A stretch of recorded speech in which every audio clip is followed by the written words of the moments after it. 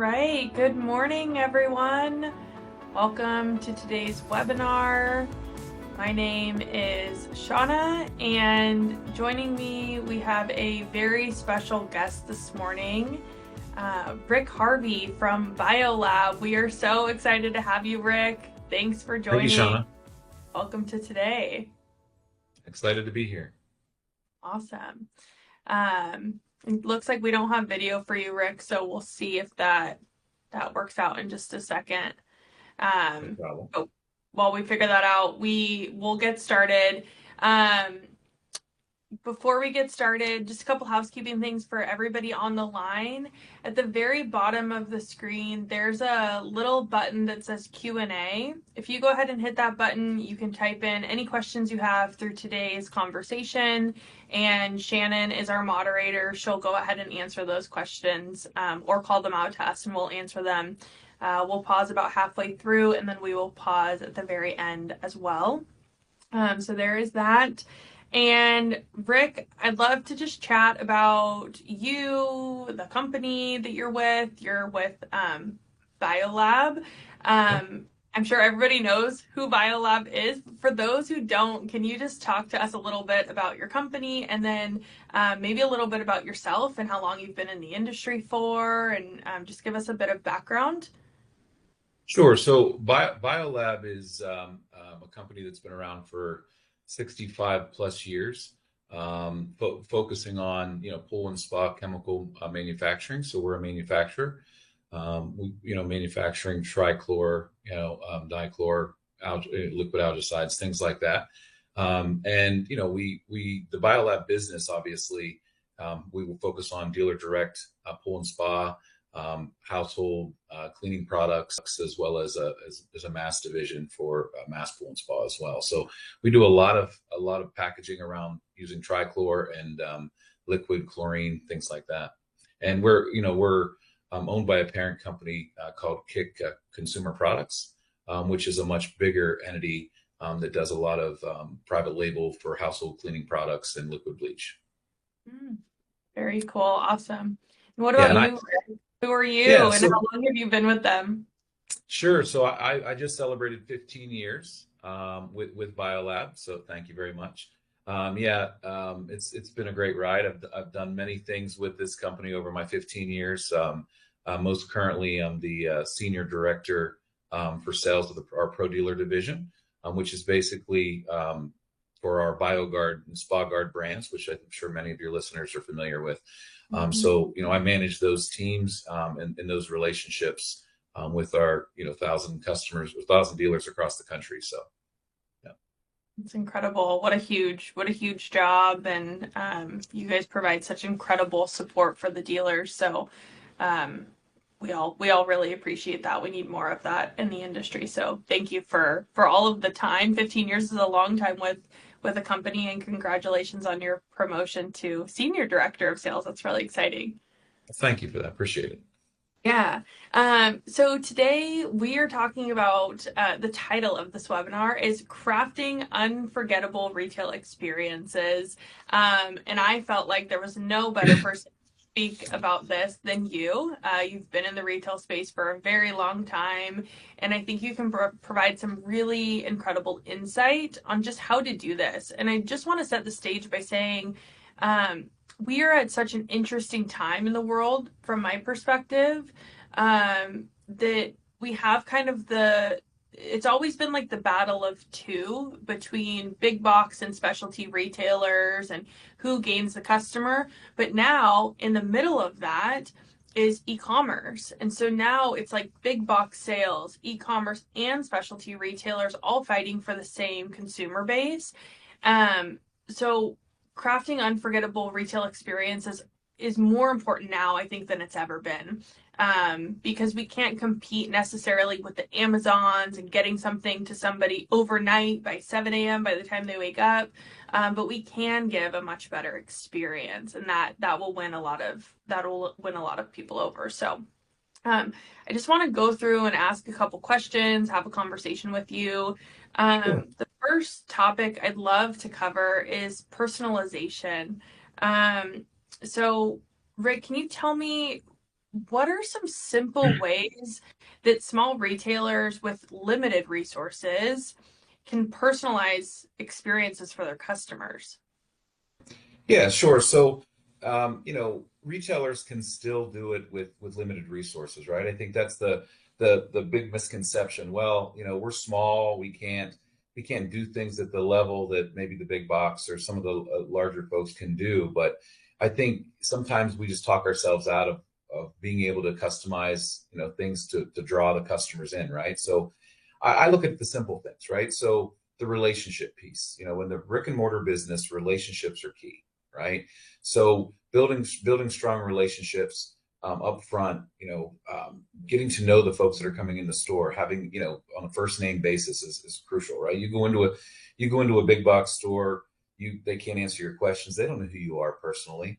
But when you go into Joe's pool shop, you can actually they know who the person is. Maybe your kids play sports together. Find things to connect with your customers when they come in the stores, and that'll help keep them coming back. Little things or examples could be making sure you understand the customer's pool, make sure you understand their needs for whatever they're coming in for, solving their problems. Um, Other example would be sending personalized messages, right, to a customer after they've been in the store. Take the time to do that. Those special touches are important. If they come in with let's call it an algae bloom problem, and you're helping them get it squared away, and you send them the stuff that they need. Follow up a couple days later, checking in. Mrs. Johnson is, how does your pool look today? Do we need to come out, or do you want to come in for another water test? Just adding that special attention and calling them out by name, right? I think that adds that connection, and that people appreciate that. You talked earlier at the opening of the webinar about the need for special touch, right? And that's a perfect example of what we can do. The other thing is gathering feedback from the customers. If the customer has a problem or they didn't like the way something went, get that feedback, positive or negative. Reviews are critical, right? For our brick and mortar dealers. Get good positive reviews. Ask the customer if it's okay if you put their testimonial out there, right? Whether it's in the store or on your social media when things go well. If it's a negative thing, talk with your teams. Try to find out how we can make that experience better next time, right? And those personal touches is what keeps people coming back to our specialty retailers and separates us from the big box for sure.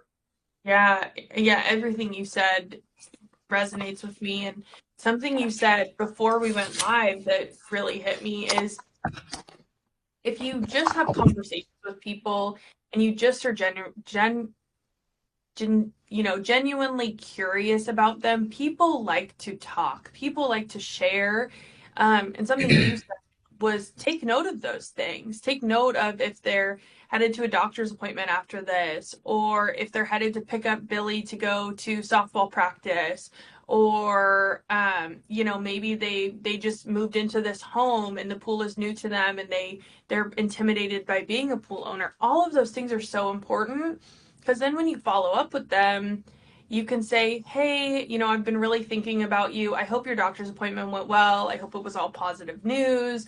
Or, really nice meeting you. I hope Jimmy's softball game was good. I hope he did well. Um, all of those things are really important, and people want to feel heard and people want to feel seen. And the way you do that is by being curious about them as a person and not making it so transactional, which I think we can fall into, especially when we go into busy season. So, something to think. Absolutely.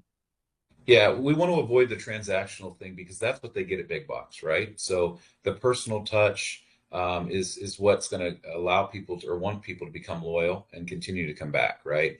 It's you get to know different people. Different people have different connections of what they relate to. But the Mm-hmm. more and more that they come back, the more you build that. I know at BioGuard, we use a water testing platform called Alex, and it's been around for 30 plus years itself, and you have the ability to put in those types of notes in there, right? So when it comes in the next time, you can relate back to the customer. Listen, our retailers get hundreds of people that come in their doors a week, and so yes, it's hard to keep track of all of that, but if you have something to connect them with, I think that will continue to drive their business, drive them coming back into your store. And I always like to say that a brand for a dealer, right? So, for our example, BioGuard is our product brand. Hmm. But it's important that the retailers identify what their brand is, right? Um, and then there's the next step down is the personal brand of the folks that work in the store, right? The frontline folks, right? And so you want to make sure that it's all aligned, right? And the core values between the brand of which you represent, the brand of the dealership of which you work, and then your personal brand. And Yeah, that's how you build the relationships, because it's like living in action. it's so true. I know when I first started out in retail long, long, long ago, I worked for a pretty reputable big box retailer. And in my training, one of the most fundamental things they always said was just act like your name is on the outside of the building. And if you do that every single day, you'll make the right decision every single time. Like, just act 100%. like it's your company, and what decisions would you make? And then when you look at things from that lens, it does really change things. And you want to personalize experiences and you want people to come back, because if they don't come back, then your business is out of business. So, Correct. just encourage, no matter what position anybody plays within the company, whether it be, you're just there once a week taking the trash out and bringing office supplies, or you're the CEO of the company, like, act as if it's truly your business, and it changes everything. Absolutely. Agreed. Yeah. Okay, another question for you, Rick. Sure. Can you share an example, either from yourself personally or one of your dealers, um, about a time that there was a one-time purchase customer and you guys turned that customer into a lifelong fan? What did that look like? How did you guys go about doing that? Well, absolutely. So, I could give you many examples of that over my time here, but I'll use one example that shows the value, what the brand brings, and that would be, I was traveling with one of my reps, I believe in the Midwest, and we happened to go into an account, one of our dealers in the area, very reputable, very good dealer of ours, and they were. There was while we were in there, this customer came in very frustrated, right? And not a regular customer, but a customer came in very frustrated. They had purchased chemicals from them when they built their pool, but they really haven't been back in a while. So they came in very upset. They were having problems with their pool. They couldn't keep it clean. All kinds of issues with this pool, and they were going to a competitor to get their pool chemicals because it might have been a little bit closer to them, I think they said. And with that, all they kept saying, well, all of these stores are the same, because all you're doing is trying to sell me more. I just want to fill in my pool because it's a constant nightmare, right? And so, through a brief conversation with this customer, offering to go above and beyond, right? So the customer, along with ourselves and that dealer, was offering a little bit of white glove service. It's like, listen, you don't want to close your pool. You want to enjoy that backyard experience, and let us try to help you with this. And so the individual was willing to do so. Tested their water using our Alex water testing system. And not right away saying, listen, this is the stuff you got to buy, but instead say, let's take a deeper dive, on how we can fix this for you. More importantly, not just fix it now, but make sure it doesn't happen again, right? And so we can prevent those things from happening. Actually got on the phone right in front of the person with our techs here, and one of our chemists, just to make a point of how we can make sure we're invested in helping this customer out, and ultimately figured out what the issue was. The dealer was willing to send a service tech out to do it. We were willing to comp the product to get the customer taken care of, and the pool got straightened out. We got them on a weekly program to make sure these things didn't happen any further. And this customer, this was probably 6 or 8 years ago now. This customer's turned into a brand advocate. They will not buy any other chemical. They don't care if they pay more, if it's further away. They tell people. We've used them in testimonials and stuff like that in the past, but it's just an example of why it worked. Is we were willing to take the time, right? Listen to them, this was a person that bought them their stuff from this dealer for the first time because they built their pool, but then they realized, oh, it doesn't matter, chlorine's chlorine or algicide's algicide. But then just really talking them through and using our premium products, and to make sure that they have a plan moving forward, they're locked in. And since then, I mean, they've just been a cheerleader for us and for that dealer. And that dealer has a program that rewards their customers for bringing in new customers. And so to this day, they're like one of the biggest walking billboards for that dealer. So that's just one example of how you how do you take a customer that buys or sometimes buys versus somebody to make them a loyal repeat customer because of the actions that you take and your willingness to add some specialized attention to it. Yeah, that's such an incredible example of just going above and beyond. And from my experience, sometimes people are really fearful to go above and beyond because maybe they've been burned in the past or maybe it hasn't played out. But what an incredible example of going above and beyond because it was just the right thing to do, right? There Yep. was no intent of like, what's the ROI on this going to be? It was just like, that's the right thing to do for this human being that's standing in front of me. We're going to take care of them. But look at the trickle effect. There has been incredible revenue producing results from that person. And you can't even quantify how much revenue that person's brought into this dealership and your guys' company because it's been so plentiful. So I love that story. I think we all need to be reminded that it's worth it. It's just worth it to go above and beyond for our customers. It is, and I think it's important that you're partnering with, your manufacturers, those that are providing the products for you, because they have resources they're willing to share Mm-hmm. for customers when they have special issue or a problem that they're trying to solve, whether it's chemicals, equipment, software services, whatever. And sometimes going that extra mile, that dealer didn't have to do that, or didn't do that with us just because we were in the store. We equipped our dealers with services that go above if they something that they can't figure out.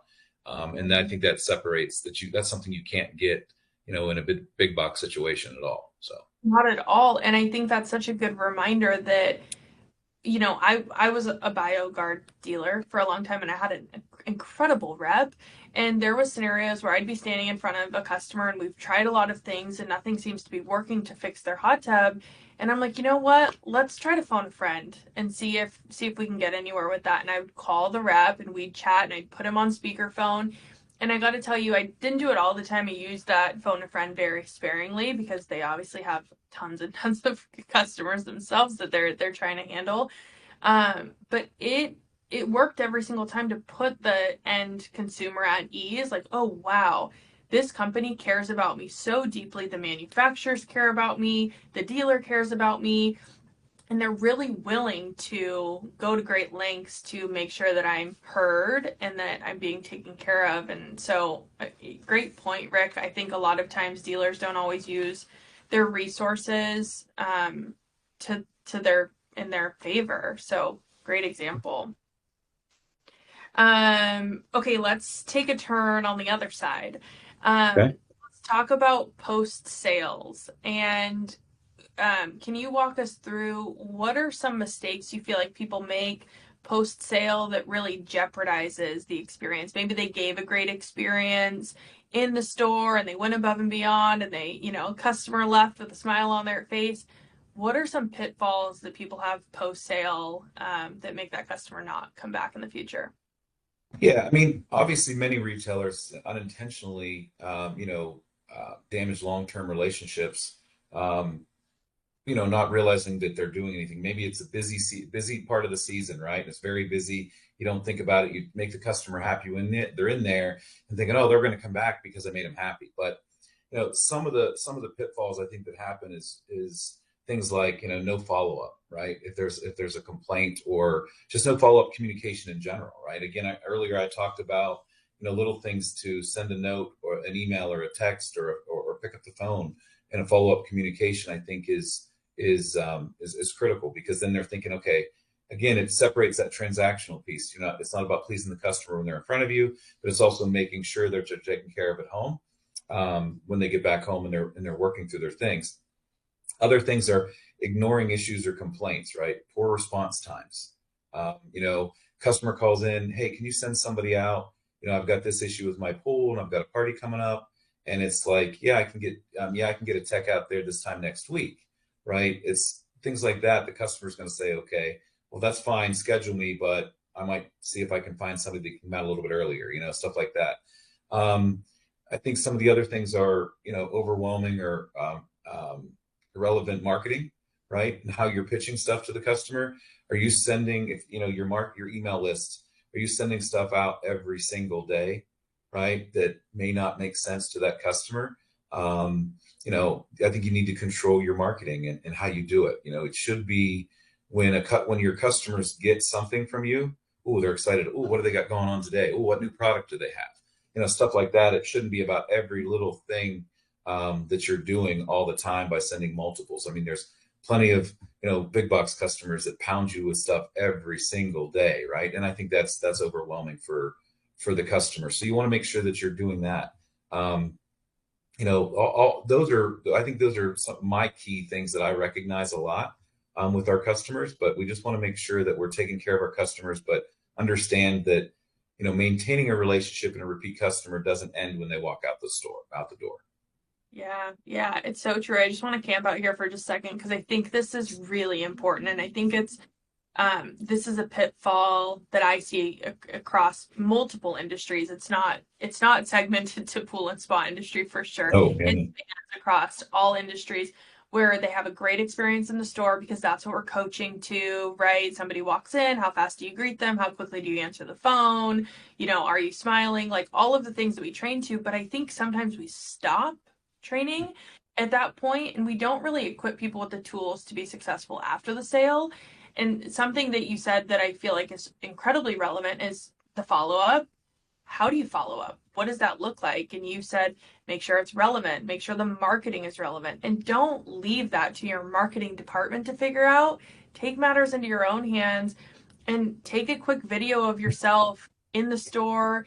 Hey, hey Joe, it was so great meeting you today. Thank you so much. I hope you really love that enzyme that you purchased. Please text me back. Let me know how it works. I'll follow up with you tomorrow.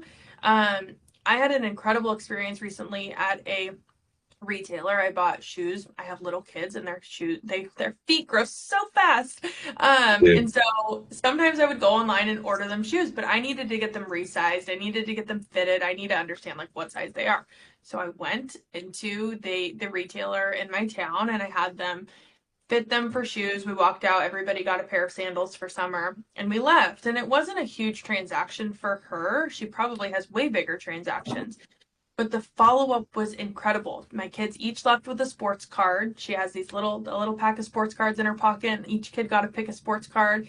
That costs her money out of her pocket. I'm sure the retailer's not buying those for her. She paid for those.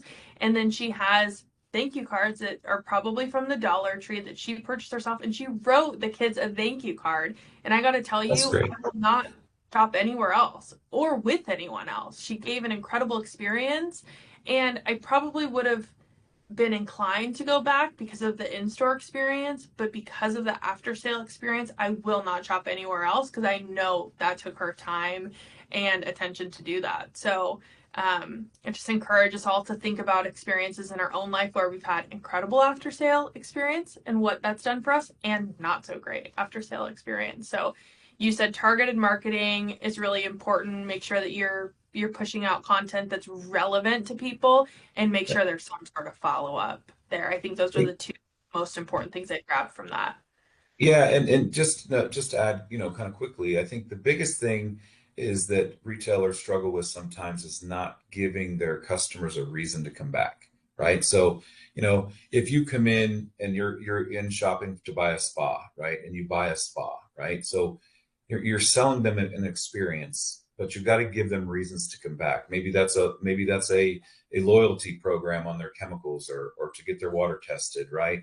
But always try to leave when the customer leaves you. Yes, you might have completed the sale, but what are you doing that's going to get them back in that store again? Give them a reason to come back, right? And I think that's something that some folks don't do, and I think that everybody could work a little bit harder to do a better job, to do a Yeah. little bit better job at. And I think between, the Alex machine, if they're using that for water testing and Lou for software, there's no excuse. There's so much information that you're getting when you're inputting that water testing sample in the Alex machine. Through Lou, you have all the customer data, you have all the customer history, you can pull hundreds of reports.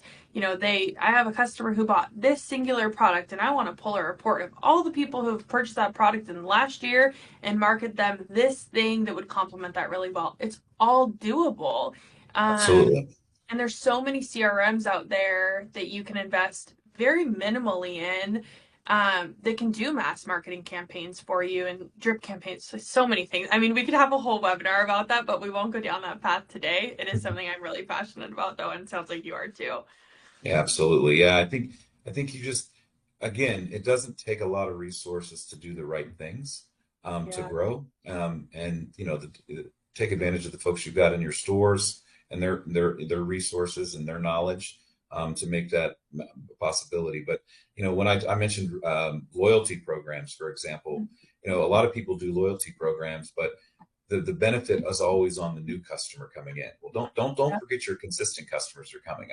I'll right. use the cell phone industry as a perfect example. Like, it's always the best deals are for the new customer coming, right? They do nothing for their existing customers half the time. So Mhm. you make sure that you're giving your consistent customers a benefit to want to continue to come back. Then also helps that word of mouth advertising piece. And Yeah. then of course reward your new customers so that you can lock them in for long term. For sure. Yeah, so true. We have a few minutes left. I want to ask you one more question, and then we'll open it up for Q&A. You and I could talk Sure, all day about all of this we stuff. could. Okay, I want to ask you a question about metrics, Sure. because I think we can set all of this in place, but how do we track it? How do we know we're doing a good job? So, if a business is either just starting out or maybe they're not really a metrics driven company and they do a lot of things off of feelings. We all do that sometimes. Sure. What are some fundamental metrics you would encourage them to track, and does that differ between positions? Sure. I mean, absolutely. It depends on, different positions should be tracking different things. But I mean, I think overall they need to be tracking things like, their total sales, right? The revenue that they're getting from their sales, the number of customers that they have. It's important to understand the average transactions, that that you're getting there. Your customer retention rate, right? We talk about that with our dealers all the time. Like, as you know, and Alex, you can look and see the last time a person was in. In Lou, you can look the last time they made a purchase. I mean, a lot of those transactions, you're going to be able to easily pull, out of the Lou software. So I think it's important to understand, recognize those things. And then outside of the technical piece of it is customer feedback, right? How are you tracking that? Are you surveying your customers, on a regular basis to make sure that you're doing the right things? If a customer gives recommendations, right, you should be, letting them know of the changes that you made. Hey, thanks to you, we decided to do X, right? Those types of things help. Inventory, making sure you have a good inventory system, tracking it, having a min max type of situation, right? It shouldn't be when the shelf is empty, oh, I better go order some, right? You can look in the Loose software to tell you, listen, this is how many on average we sold this week last year, right? Yeah. And so we should make sure we have the inventory to cover it going into it, giving your manufacturers the ability to get you the product at the right time, by utilizing the technology that you have, specifically with your point of sale system with Lou and your water testing platform with Alex. Utilizing both of those, I think, will make a big difference. And it doesn't have to be difficult, right?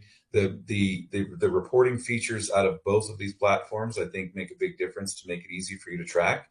And if you're Hmm. just starting out, use a simple, spreadsheet or Google sheet, right, to keep track of these things. Meet with your teams on a regular basis and discuss these things. Work with your manufacturers on what they're seeing, right, to make sure that they're forecasting appropriately for your needs so that you can get the product in the right times. So those are, to me, are the things that you really should be focusing on. And then, of course, if you're a general manager versus a retail store or a frontline staff, I mean, there's different things that you can track. But I mean, I think a lot of these things all kind of roll in. I mean, revenue is obviously going to affect than what the sales associate needs, but the sales Hmm. associate also knows what people are, asking for, right? What's coming in the door? Maybe it's something you don't currently carry, but people continue to ask about something, right? So you want your staff, your frontline staff members to be comfortable enough to talk to their managers, their GMs or the owners about these things. And does it make sense? Does it fit our model and what we want to sell? I'm not saying that you should bring in every single product that a customer asks for, because I think as long as you're training your staffs appropriately, you typically have a solution for the same problem. But it's Yeah. still important to listen and keep that lines of communication open. Yeah, totally. And ask questions. I remember a store that we had opened. It was a region that I wasn't really familiar with a few years ago. And there was this contractor that came in and he was buying pallets of a product, one of your guys' products. And he was like, I'll take, 15 large bottles of this product. And I was like, what are you doing with that, right? Like, that's so interesting that you would buy that quantity. Like, are you a property manager or, and he told me the story of a very unique way he was using the product. And I just asked him, like, is this something that you do year round? Is this just a project you're working on right now? Is this something you'd want to continue purchasing in this quantity? Like, just asking those questions and my, you know, maybe I can't do it. Maybe it's not possible, but I would love to chat with my manager, my purchasing manager, and just see if we can make this work for you.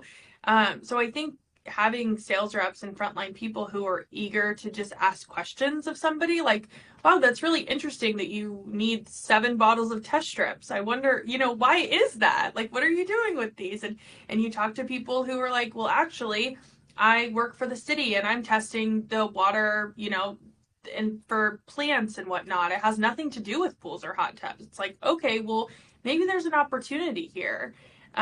So being able to ask those questions and just be really curious is helpful. And for metrics, like you said, Rick, you can keep it really simple. I'm a big fan of having the frontline team track their own metrics. So if you want to track average sale price or units per transaction, just have a little clipboard up by your point of sale. And after every transaction, just write how many units that was, what the sale price was, and then they can do the math really quick at the end of the day if you want them to do that. And then they kind of own their own stats. I'm a big Yeah. fan of people owning their own numbers. It should not Yeah. fall on management to own someone else's numbers because that's not how you drive results. Just like on a winning team, the coach doesn't own everybody's stats. You talk to the player and they know their stats like the back of their hand. 100%. Every single game, every single day, they track it, and that's what we're doing. We're training to be championship teams over here. So own your numbers. Absolutely. I like the idea of the whiteboard approach myself. You have a whiteboard, maybe in the break room or in the back room, and you have all the employees' names on it, and they're marking it down every time they sell a product, right? So if you're Yeah, featuring, listen, today we're gonna feature, a specific product, and you get a check mark for every time you complete a sale of that product, right? And yeah, driving, for retailers, it's great to have promos and programs, but you can also do it with your service techs, right? yeah, So service techs are the same way. I think that one misconception that a lot of our dealers sometimes miss is the fact that your service techs are the best sales folks you got. They can be the best sales folks you got from an upsell perspective. You're in the backyard, you're there to clean up a pool, but you realize they haven't replaced their filters in a while, or their pump is old. Talking to the customer about you know um, a more efficient pump option, right? And then going back to your store and making sure that you put them on the lead list for a pump replacement, right? And follow up with them with options. Maybe Mr. Customer, variable speed option would be good for you. Then you can actually target market to those individuals, even if you didn't close the sale. So your service techs in the field shouldn't be just going out there doing the regular maintenance or whatever they're assigned to do. They should be looking for ways to make more money for the business and also to help the consumer that you're visiting in their backyard. So it shouldn't just be over the definitely. counter. It should be upselling in the backyard. Yeah, and don't forget about those guys and gals. Like create bonus structures and income opportunities for them to upsell out in the field and to push that because like you said, Rick, they are probably the best salespeople in the company because people trust them. They know the product and we know that they're not going to try to sell something that's not a good fit for the person. Correct. Um, Yeah. so Super valid. Um, Gosh, great information. I think we're a couple minutes over, so I'm going to turn it to Shannon. Yeah, so Susan from Silk Balance says hi, and she's really enjoying the conversation. It's such an Hi, important Susan. topic. She has a few questions here. She says she's particularly interested in your thoughts on this.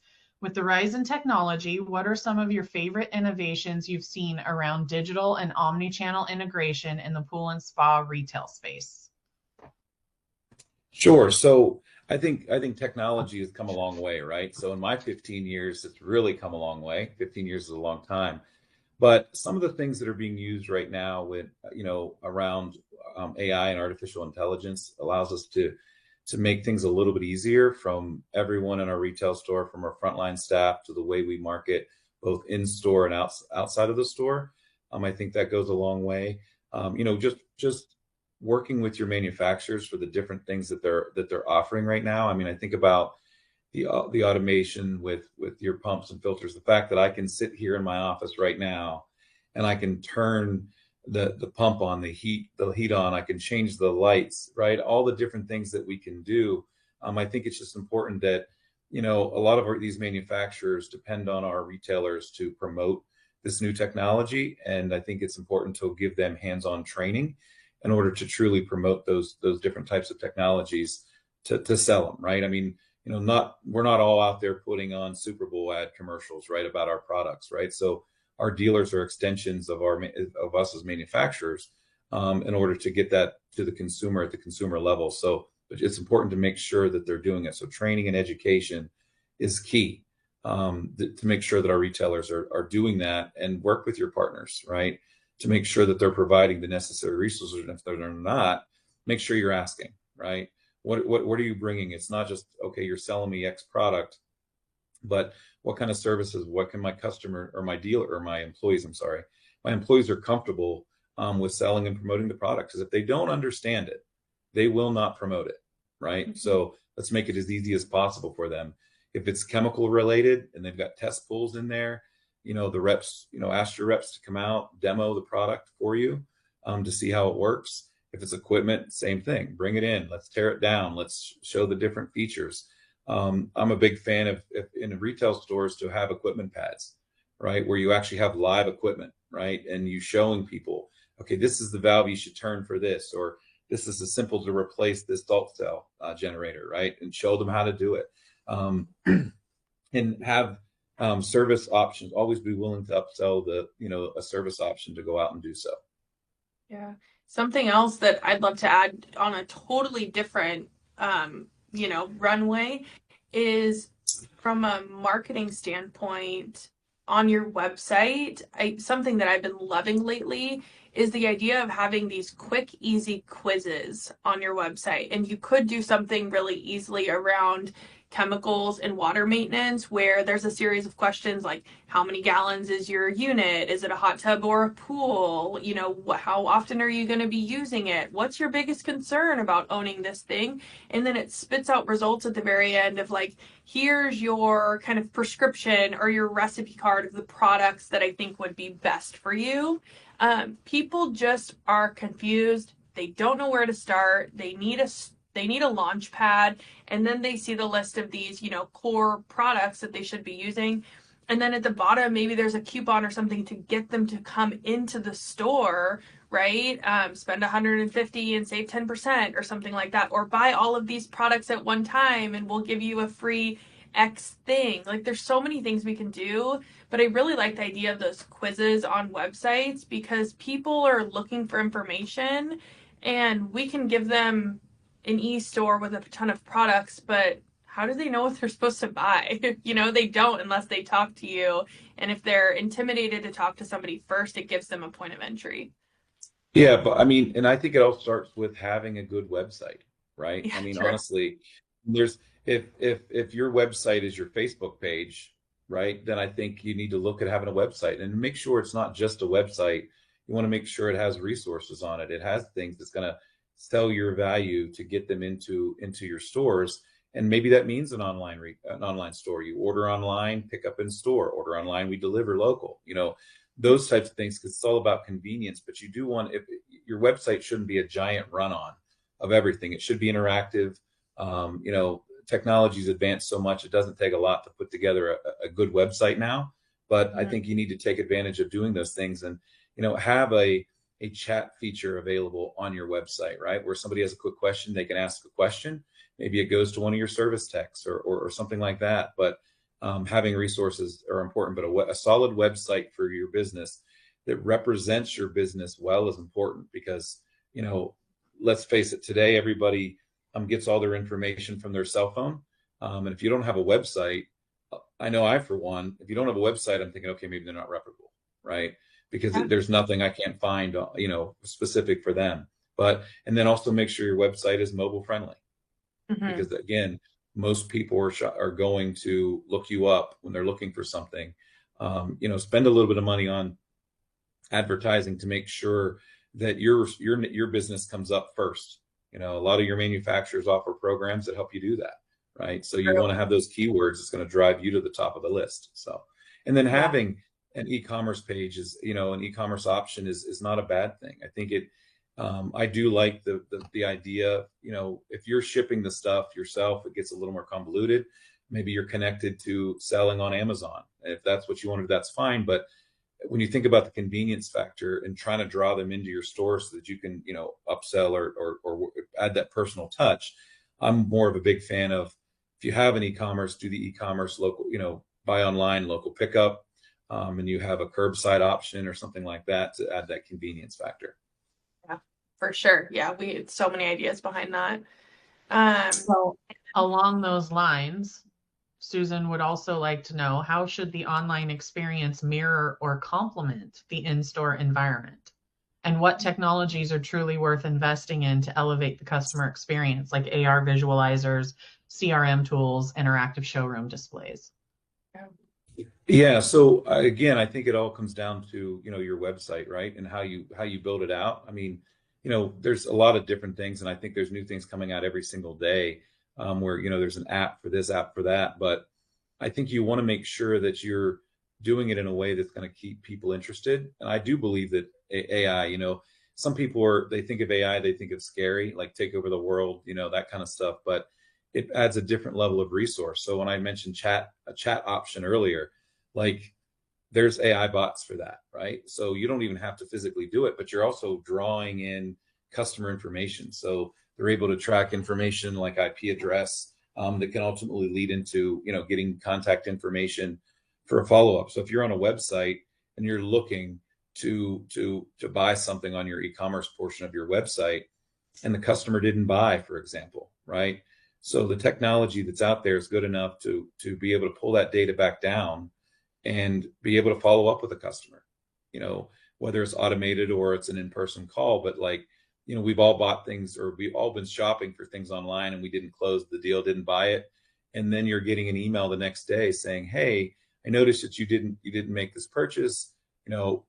What's the reason why? You can survey customers that way too. Mm-hmm. Yeah. And I think just to add to that, I think digital displays and showrooms are a non-negotiable in the year of 2025. I know they cost money, but again, to Rick's point, there's a lot of manufacturers out there that have incentives and programs to help you with that sort of stuff. So digital displays are so important because the reality is you probably don't have a showroom large enough to show everything that you sell. And there's got to be a way that's beautiful and helpful and engaging to bring that customer in and show them what they need to see in order to make a decision. And then to Rick's point, website is a non-negotiable, and the website to feed into your CRM or your software is an absolute non-negotiable. If you don't have a way to track leads, if you don't have a way to mass email people, if you don't have a way to gather the information from the website and put it in a place where you can quickly respond to people, you just can't get ahead. You can't compete with the Amazons and the e-commerce and the big boxes because they have millions of dollars invested in these tools. And we know dealers don't have millions of dollars, but you can spend a small amount of money and you can get a pretty large return on investment, assuming that you have business processes backing those pieces of software, because software without business processes is no good. It's just in my opinion, just a waste. Don't do it. Yeah, and make sure you're taking advantage of the resource that you might have, right? Whether it's, for our BioGuard dealers, Alex, and the data that's there, and keeping that updated, or Lou, right? So, if you're putting junk in, you're going to get junk out, right? So that's my biggest philosophy. I think one of the hardest things for folks to do is to ask somebody for their email address, right? And so what will the frontline staff do? Sometimes they'll just put any random email address in just to get past the prompt. But the reality is, the better the data is, the more stuff you're able to do it. And you just explain to customers. You think about data, and I know people are worried about being intrusive of asking the data, but all of these things, people are used to doing it and providing it for whether it's going to be coupons or good quality follow-up. But set the stage up front. Like, you have the opt-out option. If you have a good opt-out option, make sure you're using that. But customers want good information. They don't want junk. They want good information. But if you're not asking them for the basic data that can allow you to use some of the technologies to communicate with the customer, then you're going to fail, right? So in today's day and age, we have to have some data in order to use the different things that we want to use to be successful and communicate properly. And the reality is, I always lean on the fact we're selling chemicals here. We're selling volatile items. Of course, I need your contact information. That would be irresponsible of me not to get your contact information. So, it's good no approach. brainer, and you don't have to make it a big thing, and it doesn't have to be full explanation. And stop selling out of your own pocket. Just because you don't want to give your email information doesn't mean they don't want to give their email information or phone number. We can be flexible. So yeah, to Rick's point, it's of course it's 2025. Of course I'm going to ask you for your email and your phone number and your name. We're selling chemicals here, so it's no big deal. Exactly. Yeah. Shannon, anything else on your end? That's it. You guys nailed it. Well, those were not quick fire answers, but hopefully you all took some good information out of it. No, those were in-depth questions. Again, we could have had a whole conversation around those. I really appreciate it. Couple of things just as we close. Reminder to all of you Lou listeners, we do have webinars every month. Next month, the webinar is going to be on June 18th. We're going to be going deeper on this topic about retail, curating retail experiences, and we have some really fun, exciting features that we're going to talk about. So a little bit more Lou-centric than we were today. So exciting stuff there.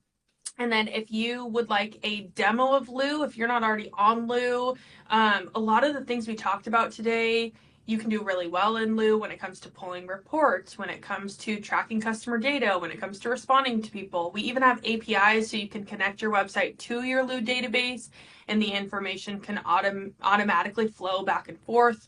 Lots of things that I could talk to y'all about. Just go to our website, evosus.com, hit book a demo, and we will be in touch with you as quickly as we can to schedule a custom one-on-one demo. And then Rick, I'd love to pass the baton over to you, the mic, if there's anything you'd like to share. I know you guys have some really cool programs going on and some really special stuff. Sure. Yeah. So here at BioLab and BioGuard specifically, we've got a lot of great things going on. I'm excited for 2025 and what that celebrates with us all. But I think everybody's excited to get back in their swimming pools. We've got obviously Memorial Day coming up very quickly, so those pools are starting to open out there. I know our dealers are very busy getting those pools out. Along with, obviously the season ahead, we're also partnering this year with PHTA and the Step in the Swim initiative, which is something that's very dear to our hearts. We want to make sure that we've invested in donations, and then we're doing some ongoing programs at each one of our dealers across the country to raise funds to support Step in the Swim, which uses those funds to ensure that underprivileged areas have the ability to teach kids how to swim.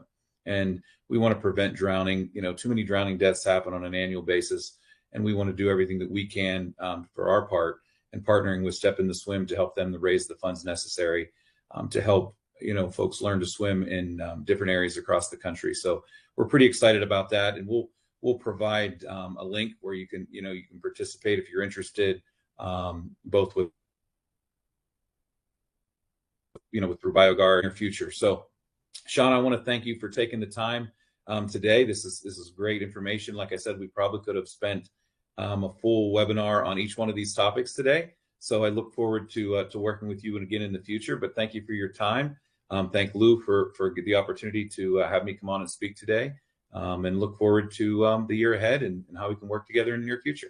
Yes, I appreciate it. Thanks so much, Rick. And we will send a follow-up recording of this webinar out tomorrow morning, along with the link for Step Into Swim if anybody would like to donate or be a part of that cause. It's really important. So we appreciate all that you guys are doing. And thanks again for all your time, Rick. Good luck this season, and we'll be in touch. All right. Thanks, everyone. Have a great day.